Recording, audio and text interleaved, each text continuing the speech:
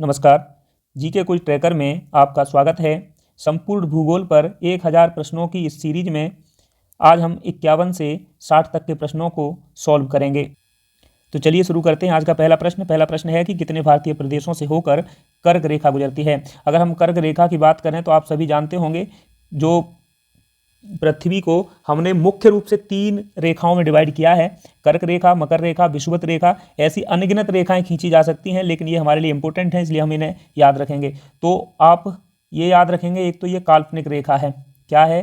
काल्पनिक रेखा है। पृथ्वी पर वास्तव में ऐसी कोई भी रेखा नहीं है, ग्लोब पर ये खींची गई हैं। तो आप ये याद रखेंगे। साथ में आप याद रखेंगे ये जो है नर्मदा नदी के समानांतर है। ठीक है, नर्मदा नदी के समानांतर है। साथ में ही आप याद रखेंगे कि जो कर्क रेखा है ये भारत को लगभग दो बराबर भागों में विभाजित करती है। ठीक है, तो आप ये याद रखेंगे। साथ में ही आप याद रखेंगे जो कर्क रेखा है इसका अक्षांशीय मान कितना है? 23 डिग्री 30 मिनट। ठीक है, साथ में आप याद रखेंगे एक और मुख्य फैक्ट, माही जो नदी है, माही नदी मध्य प्रदेश से निकलती है, ये इसे दो बार पार करती है या काटती है। ठीक है, 2 बार पार करती है। तो आप ये मुख्य कुछ बातें थी जो आप याद रख सकते हैं। ठीक है, साथ में ही आप याद रखेंगे कि ये जो रेखा है, कर्क रेखा, भारत के 8 राज्यों से होकर गुजरती है। कौन कौन से वो राज्य हैं और वो कैसे याद रखे जा सकते हैं? तो आइए देखिए। सबसे पहले आप याद रखेंगे क्या? गज का राज मध्य के 36 खंडों और पश्चिम के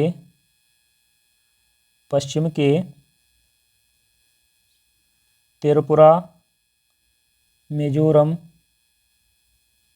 ठीक है, और पश्चिम के त्रिपुरा मिजोरम में फैला था। ठीक है, तो बस इतना आपको याद रखना है। गज का राज मध्य के 36 खंडों और पश्चिम के त्रिपुरा मिजोरम में फैला था। गज से है गुजरात। क्या है? गज से है गुजरात। राज से है राजस्थान। मध्य से है मध्य प्रदेश। ठीक है, 36 से है छत्तीसगढ़। साथ में ही खंड से है झारखंड। पश्चिम से है पश्चिम बंगाल। त्रिपुरा और मिजोरम, ये 8 राज्य हैं। इन्हें आप पूरब से पश्चिम का इसी प्रकार से काटते हैं। पहले पूरब पश्चिम से घुसती है। देखिए ये पश्चिम इधर है भारत का, तो पश्चिम में गुजरात से ये निकलती है और गुजरात, राजस्थान, मध्य प्रदेश, छत्तीसगढ़, झारखंड, पश्चिम बंगाल, त्रिपुरा और मिजोरम होती हुई निकल जाती है। तो आप ये याद रखेंगे। साथ में ही इस प्रश्न का जो राइट आंसर वो है 2। ठीक है, अगला प्रश्न देखते हैं। अगला प्रश्न है कि कर्क रेखा निम्न में से किस राज्य से होकर गुजरती है? तो देखिए मैंने इसके लिए आपको पहले ही ट्रिक दी है, आप उससे देख लीजिएगा किससे गुजरती है। झारखंड से। ठीक है, अगला प्रश्न देखते हैं। अगला प्रश्न है कि 82 डिग्री 30 मिनट पूर्वी देशांतर भारत के लिए इसलिए महत्वपूर्ण है। क्यों? क्योंकि देखिए जैसे हमारे यहाँ कर्क रेखा मध्य से निकलती है, उसी प्रकार एक और रेखा है जिसे हम देशांतर नाम दिया गया है। कर्क रेखा हमारे यहाँ ऐसे निकलती है, लेकिन जो देशांतर रेखा है वो उत्तर से दक्षिण निकलती है। तो आप ये याद रखेंगे, जो ये 82 डिग्री 30 मिनट की जो पूर्वी देशांतर रेखा है, ये हमारे लिए महत्वपूर्ण क्यों है? क्योंकि ये जो है भारतीय मानक समय रेखा है। क्या है? भारतीय मानक समय रेखा है। भारत का जो समय निर्धारण होता है वो इसी रेखा से होता है। ये जो रेखा है इससे होता है, आप याद रखेंगे। साथ में ही आप याद रखेंगे कि ये 5 राज्यों से गुजरती है। वो 5 राज्य कौन कौन से हैं? तो आप याद रखेंगे, सबसे ऊपर है यूपी, फिर एमपी, छत्तीसगढ़। ठीक है, छत्तीसगढ़, और उसके बाद में है ओडिशा, और उसके नीचे है आंध्र प्रदेश। ध्यान रहे, आंध्र प्रदेश से गुजरती है लेकिन तेलंगाना से नहीं गुजरती है। ठीक है, तो आप इसे कैसे याद रख सकेंगे? इसे याद रखने के लिए आप एक ट्रिक याद रखेंगे। वो ट्रिक क्या है? वो ट्रिक है आओ छत से मध्य या उत्तर में, ठीक है, मध्य या उत्तर में। आओ छत से मध्य या उत्तर में। तो आओ आ से है यहाँ आंध्र प्रदेश, क्या है, आ से है आंध्र प्रदेश, तो आप ये याद रखेंगे आंध्र प्रदेश, ठीक है। साथ में ही ओ से है ओडिया। देखिए ओ मतलब उड़ीसा का जो नया नाम है वो ओडिशा है, तो आप इसलिए इसे ऐसे पढ़ेंगे ताकि आपको याद भी रहे। छत्त से छत्तीसगढ़ है, क्या है, छत्तीसगढ़ है। और मध्य से मध्य प्रदेश है, क्या है, मध्य प्रदेश। उत्तर से उत्तर प्रदेश है। तो इतना आप याद रखेंगे, आओ छत से मध्य या उत्तर में। तो ये इससे आपका पूर्वी जो देशांतर रेखा है इसके सभी राज्य याद हो जाएंगे। साथ में आप याद रखेंगे कि उत्तर प्रदेश में एक जगह है नैनी, क्या है, नैनी। नैनी में मतलब जो प्रयागराज है, प्रयागराज के निकट है। तो ये जो रेखा है ये नैनी से गुजरती है, आप ये भी याद रखेंगे साथ में ही, ठीक है। साथ में ही आप याद रखेंगे कि ये 82 डिग्री 30 मिनट की जो रेखा है, ये जो जीएमटी है, एक है जीएमटी। जीएमटी क्या है, होता है ग्रीनविच मीन टाइम, ठीक है। ये जो ग्रीनविच मीन टाइम है ये 0 डिग्री पर है। ये कहाँ पर है, इंग्लैंड में। और हमारा जो टाइम लिखा जाता है वो लिखा जाता है IST, यानी कि इंडियन स्टैंडर्ड टाइम, ठीक है। तो जो जीएमटी है, जीएमटी से हमारा टाइम आगे रहता है, कितना आगे रहता है, 5.5 घंटे, ठीक है। क्यों याद रहता है वो हम अगले प्रश्न में बताएंगे आपको, ठीक है। तो इस प्रश्न का राइट आंसर 1 है। अगला प्रश्न देखते हैं। तो 55वां प्रश्न है, आज की सीरीज का 5वां प्रश्न है कि भारत के सबसे पूर्वी और सबसे पश्चिमी भागों में लगभग कितने समय का अंतर पाया जाता है। तो देखिए सबसे पहले आप ये समझिए ये चलता कैसे है। हमें पता है कि 24 घंटे में हमारी पृथ्वी 360 डिग्री घूम जाती है। 24 घंटे में कितनी मिनट होती हैं, 1440 मिनट होती हैं, ठीक है। 1440 मिनट कितनी, मतलब ये 360 डिग्री में डिवाइड है, क्योंकि 360 डिग्री घूम जाती है पृथ्वी। तो अगर हम 1 डिग्री का निकालें तो क्या करना पड़ेगा, भाग दे देते हैं 360 का। जब भाग देंगे तो क्या निकलेगा, 4 मिनट, ठीक है। मतलब 1 डिग्री घूमने के लिए 4 मिनट का समय लगता है, ठीक है। तो आप इतना याद रखेंगे। अगर हम 1 डिग्री के लिए 4 मिनट का समय लेते हैं तो आप बताइए, जैसे जो जीएमटी है यानी कि ग्रीनविच मीन टाइम, ये कितने पर है स्थित, 0 डिग्री पर। भारत की जो रेखा है IST ये कितने पर है, 82 डिग्री 30 मिनट पर। तो देखिए यहाँ कितना अंतर आएगा, यहाँ अंतर आएगा 82 डिग्री 30 मिनट। अगर हम 4 से गुणा करेंगे तो कितना निकलेगा, 4 दूनी 8, 4 दूनी 8 और 4 8 32, 328। और ये देखिए आप समझ ही रहे हैं कि ये कितना है, आधा डिग्री है, ठीक है। आधा डिग्री है, या तो 82.5 करके गुणा कर लेते तो हो जाता। ये आधा डिग्री है, तो ये जो 1 डिग्री 4 मिनट में, तो आधा डिग्री कितने मिनट में होगा, 2 मिनट में। तो इसमें 2 मिनट और ऐड कर दो तो कितना हो गया, 330 मिनट। 330 मिनट हुआ है। तो अगर हमें इसे 60 से डिवाइड करेंगे तो ये कितना आएगा, 5.5 घंटे, ठीक है, 5.5 घंटे। तो ये जो टाइम निकाला है ये 5.5 घंटे। तो जीएमटी और IST में अंतर है। इसी प्रकार हम भारत का भी निकाल सकते हैं। आप जानते हैं कि भारत का जो सबसे पश्चिमी हिस्सा है वो कितना है, 68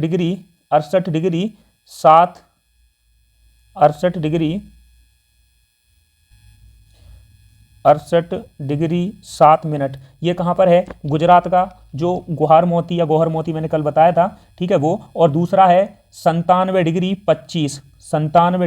25, ये कहाँ है, बालांगू अरुणाचल प्रदेश में। ये है हमारे पूर्वी और पश्चिमी हिस्से। तो ये जो हिस्से हैं इनमें अंतर देखिए कितना है, लगभग कितना है, 68 मतलब 29 डिग्री हो गया। और यहाँ कितना अंतर बन रहा है, लगभग 18 मिनट, ठीक है। तो इसमें अगर हम 4 का गुणा करेंगे तो कितना आएगा, 9 चौक 36, यानी कि 116 मिनट लगभग ये, और 1-2 मिनट ये बन जाएंगी। तो लगभग कितना हो रहा है, 118 मिनट, ठीक है। तो ये जो टाइम निकल रहा है ये आ गया, ठीक है। तो हमारा जो अंतर है 60 का भाग देंगे तो कितना आएगा, लगभग 2 घंटे का। तो यही प्रश्न में पूछा गया है, आप हमेशा याद रखेंगे ये ऐसे काम करता है। तो इस प्रश्न का राइट आंसर क्या है, 1 है। अगला प्रश्न देखते हैं। छठा प्रश्न है कि पीत क्रांति संबंधित है।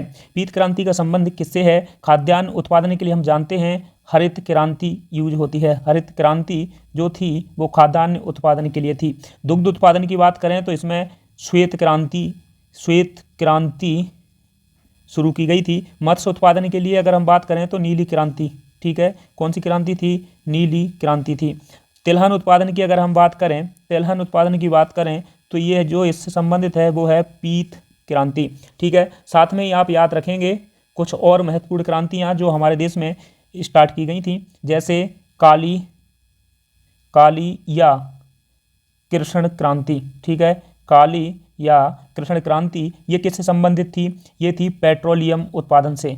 ठीक है, पेट्रोलियम उत्पादन से, तो आप ये याद रखेंगे। साथ में ही आप याद रखेंगे जो लाल क्रांति थी ये किससे संबंधित है? तो ये जो लाल क्रांति शुरू की गई थी ये मांस और टमाटर, ठीक है, मांस और टमाटर के उत्पादन से है। अगर हम भूरी क्रांति की बात करें, जो भूरी क्रांति है ये किससे संबंधित है? तो ये उर्वरक के उत्पादन के लिए शुरू की गई थी। तो ये कुछ क्रांतियाँ थी।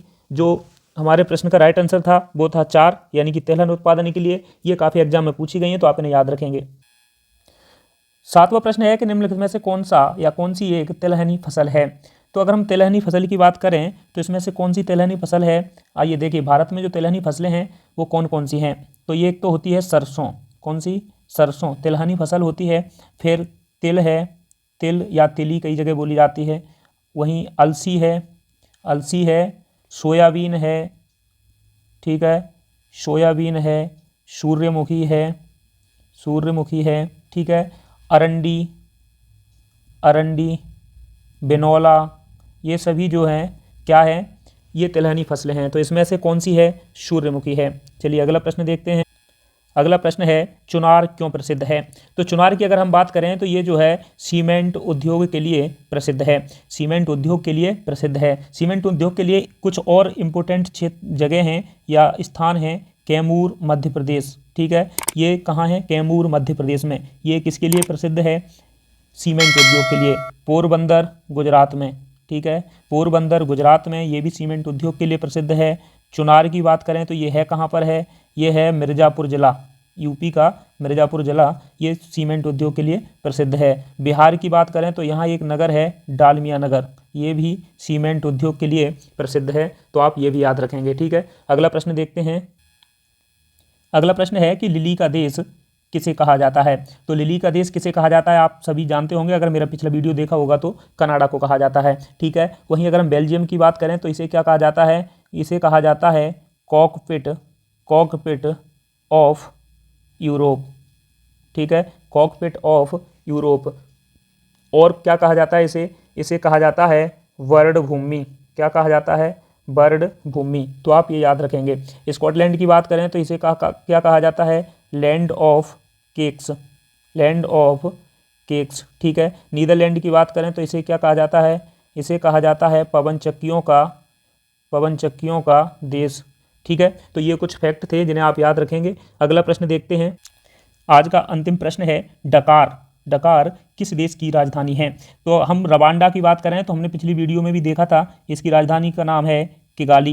क्या नाम है? किगाली। वहीं अगर हम क्यूबा की बात करें तो इसकी राजधानी है हवाना सिगार के लिए बहुत प्रसिद्ध है, तो आप ये भी याद रखेंगे। साथ में ही सेनेगल की बात करें तो इसकी राजधानी का नाम है डकार। ये एसएससी में कई बार पूछा गया है, तो आप इस प्रश्न को याद रखेंगे, साथ में ही इसको भी याद रखेंगे। वहीं अगर हम बात करें बरमूडा की, तो बरमूडा की राजधानी का नाम है हैमिल्टन एक शहर कनाडा का भी है, लेकिन कनाडा की राजधानी नहीं है। ये जो बरमूडा है, बरमूडा की राजधानी का नाम हैमिल्टन है। तो ये कुछ फैक्ट थे जो हमने देखे।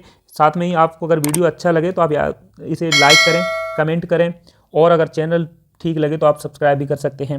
चलिए अगला प्रश्न अगली सीरीज में हम देखेंगे, जो आपके एग्ज़ाम के लिए काफ़ी महत्वपूर्ण होगी।